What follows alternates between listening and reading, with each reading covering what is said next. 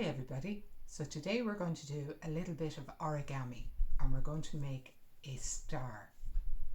So if you look, it's a 10-pointed star, but if you see from the back, there's this lovely design in the middle then as well.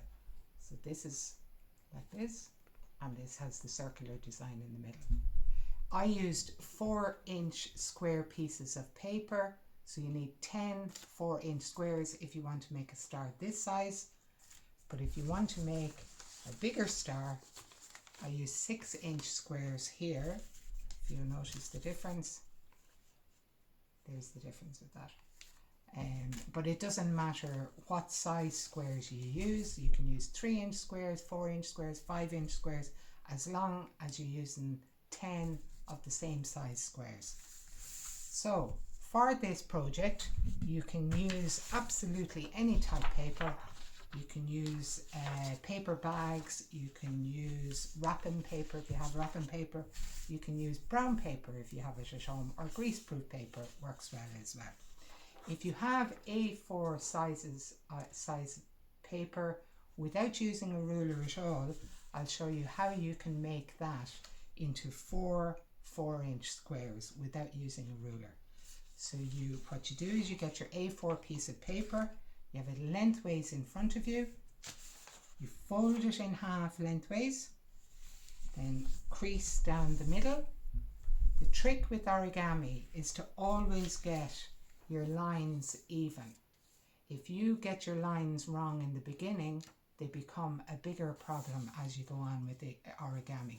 So you've got to line everything up and take your time, because it's worth it in the end. It comes out as a better project. I use my fingers when I'm doing origami to push down with that, but if you haven't got strength in your fingers, you can use the back of a spoon. A lot of origamiists use spoons. So the back of the spoon, push it down with that.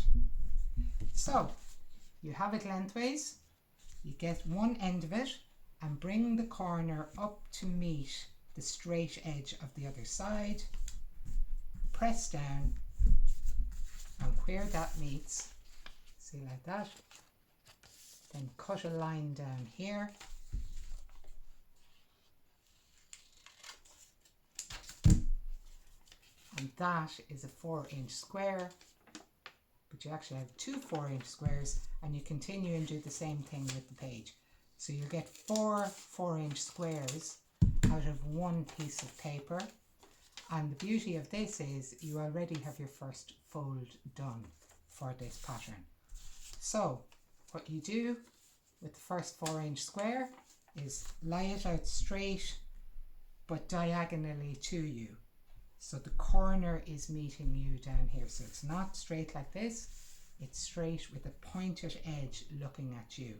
And then you fold it in half so you have a triangle. So you have your triangle.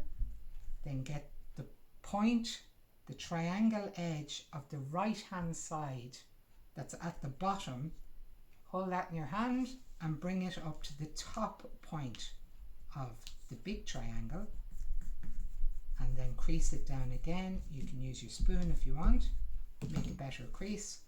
So this is what you end up with. So that's your big triangle, and you've brought this up to the top. So that's your other triangle. Now, where that is coming up like that, then you turn it over. So turn it right over, and what you're doing is you're getting the first layer of paper. So the first layer of paper, you take it up, and then you fold that right over. So the edge down here and the edge at the top, and then make a crease there. So you actually end up with it looking kind of like an aeroplane. That's what you have on that side. On the other side, you have the bit that comes up like a beak. Okay, so that is number 1. You've got to do 10 of those, but I'll go through it again anyway with the second one. So here's a pink one. So I have my square, the pointed edge is facing me. I make it into a triangle and crease it down, get the right hand bottom corner and bring it up to the top edge, and I crease that down, Then I turn the whole thing over, I put it down on the page, and then I get the top layer and I fold that down. Now actually, if you crease the corner and then crease the other corner down, you'll be able to make the full length crease easier. And that's the second one done. Now do 10 of those. If you are using contrast colors, so if you want it to come out like this is like custard and rhubarb. So if you want it to come out like this, you'll need 5 pink sheets, 5 yellow sheets. So you need 5 of each color to make the contrast. Or if you're going to do it all the one color, I have one here, it's all the one color, just do 10 of all the one color. So here's the first piecing together of the two. So you have them facing up. I'm using 2 different colors so you can see it better.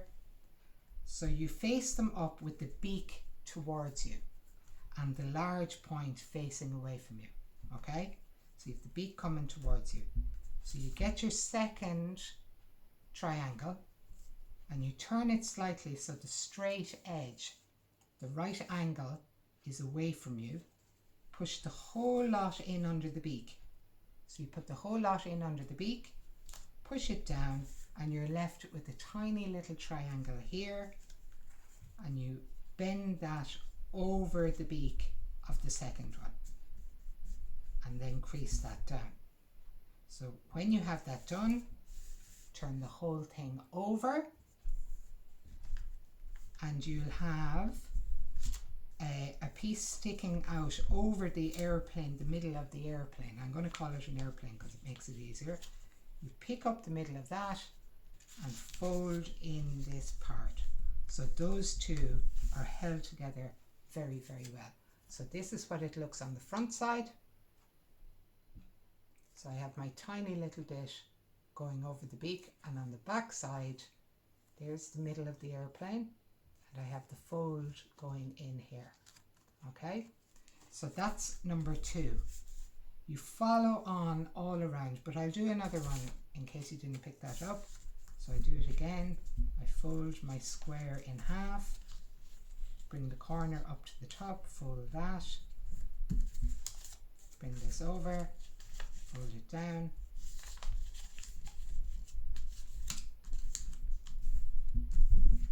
so now my beak is this side, the beak is this side, the square bit here goes in under the beak of the last one, push it down, you're left with a tiny bit of a triangle here, and you push that, crease it over the beak of the one you've just put on, turn the whole thing over, that's an important step, turn it over and then bend the excess piece of paper into the middle of the airplane of the last one you've just put in. So that's 3 of them done. Continue right around. So I have another one here and I have 8 pieces put together. So at this stage, you're really getting to shape it like a star, but these last 2 are a little bit more awkward. So what you do with the last one is you get the square right angle in under the beak of the last one. You should have the pattern in your head by the time you get to here.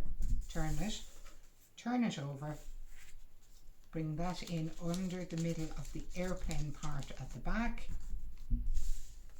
and then the last one, you do the same thing, get the square, the right angled edge in under the beak, push it in.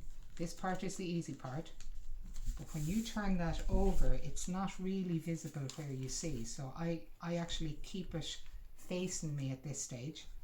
Get the whole triangle and bring it up and push it in under the bottom there, and now you have it right.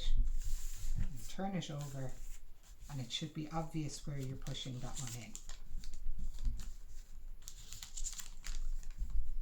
And that is your star finished. So hopefully you've got the pattern now. As I said to you, you can make any size you want, any patterns you want, and you can use any paper that's around the